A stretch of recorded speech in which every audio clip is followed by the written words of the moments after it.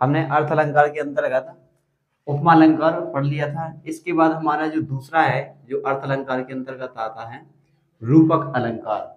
उपमा हमने इसके पहले पढ़ लिया है। अब हमारा दूसरा है रूपक अलंकार जो अर्थ अलंकार के अंतर्गत आता है। रूपक रूपक शब्द का अर्थ होता है तुलना करना। यह रूपक अलंकार की परिभाषा जहां उपमेय में उपमान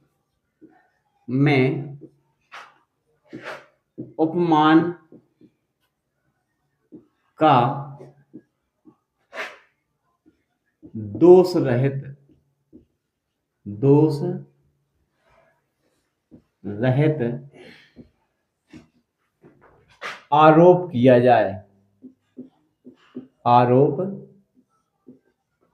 किया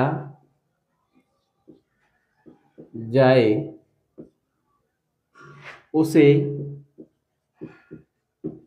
उसे रूपक अलंकार कहते हैं। यानी जहां उपमेय में उपमान का दोष रहित आरोप किया जाए वहां हम किसे क्या कहते हैं? रूपक अलंकार कहते हैं।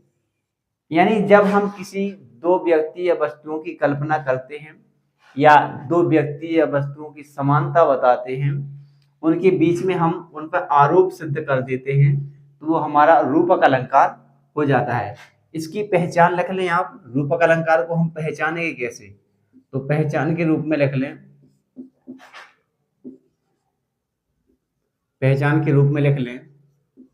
उपमेय में रूपी नामक शब्द जोड़कर उसका अर्थ निकालना। यानी जब हम रूपक अलंकार की पहचान करेंगे तो उसमें अपने आप रूपी शब्द निकल के आ जाएगा। जैसे उदाहरण में देख सकते हैं हम, उदाहरण मैया में तो चंद्र खिलौना ले हों। मैया में तो चंद्र खिलौना ले हों। दूसरा एग्जाम्पल हम देख सकते हैं इसमें। दूसरा एग्जाम्पल, पायो जी मैंने राम रतन धन पायो। पायो जी मैंने राम रतन धन पायो। राम रतन धन पायो। पायो जी मैंने राम रतन धन पायो। अब हम इसमें रूपी शब्द कैसे निकालेंगे? ये जो रूपी शब्द हमने पहचान में लिख दिया है, इसको हम कैसे निकालेंगे? जैसे ये पंक्ति लिखी है, मैया मैं तो चंद्र खिलौना ले हों। ये हमारे जो प्रसिद्ध कवि हुई है बादशाह सम्राट के सूरदास जी, उनकी पंक्ति है ये। उनने गाया है कि मैया में तो चंद्र खिलौना ले हों। मैया में तो चंद्र खिलौना ले हों।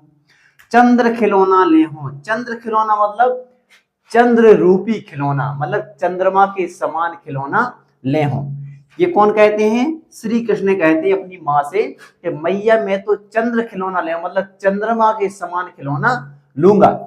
तो यहाँ जहां पे ये लिखा है चंद्र खिलौना, इसका मतलब चंद्र रूपी खिलौना।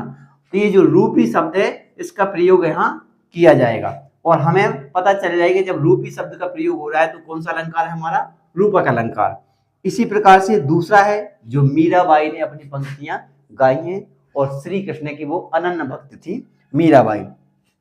पायो जी मैंने राम रतन धन पायो। पायो जी मैंने राम रतन धन पायो।